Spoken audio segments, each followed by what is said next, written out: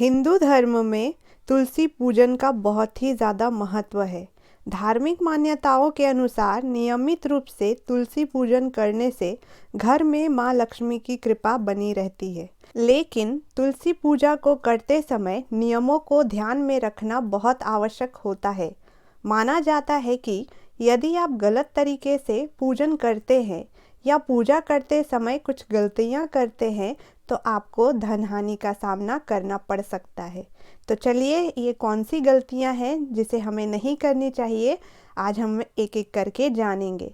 तो सबसे पहला है, यदि आप प्रतिदिन तुलसी पूजन करते हैं और जल चढ़ाते हैं तो इस बात का ध्यान रखें कि रविवार के दिन तुलसी में जल नहीं चढ़ाना चाहिए।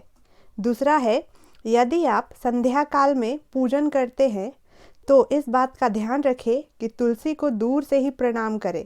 भूलकर भी शाम को तुलसी के पौधे को स्पर्श नहीं करना चाहिए।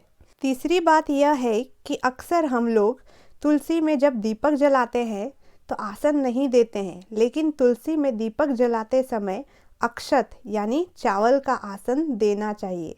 इसके बाद चौथी जो मान्यता है उसके अनुसार महिलाओं को तुलसी पूजन करते समय बालों को खुला नहीं रखना चाहिए।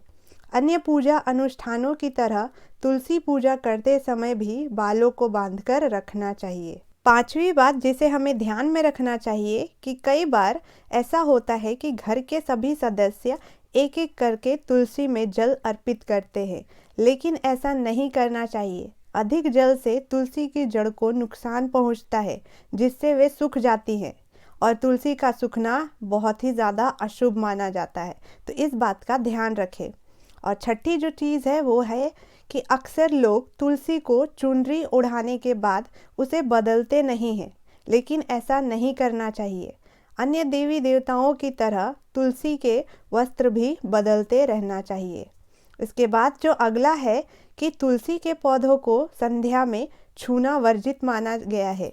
यदि आपको पूजन या किसी अन्य काम के लिए तुलसी तोड़ना भी पड़े तो आप सुबह का समय ही निर्धारित करें, शाम के समय ऐसा नहीं करना चाहिए। और ये जो अंतिम बात है, इसी में अक्सर लोग गलतियां करते हैं कि तुलसी जी को तोड़ते समय वो इस बात का ध्यान नहीं रखते हैं। तो इस बात का ध्यान रखें कि कभी भी आप तुलसी जी को तोड़ दें तो उससे पहले प्रणाम करने के बाद ही पत्ते तोड़े। इसके साथ ही इस बात का भी ध्यान रखना चाहिए कि तुलसी कभी भी नाखून से खींचकर नहीं तोड़ना चाहिए। दोस्तों, आप इन बातों का ध्यान रखिए और देखिए लक्ष्मी माता आप पे कैसे प्रसन्न होती है।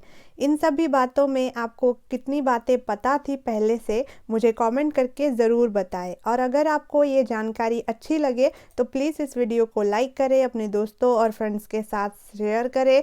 और अगर चैनल पे नए हैं तो चैनल को सब्सक्राइब करके बेल आइकन प्रेस करना ना भूलें। फिर मिलते हैं एक नई ऐसे ही जानकारी भरी वीडियो के साथ। आपका दिन मंगलमय हो। राधे राधे।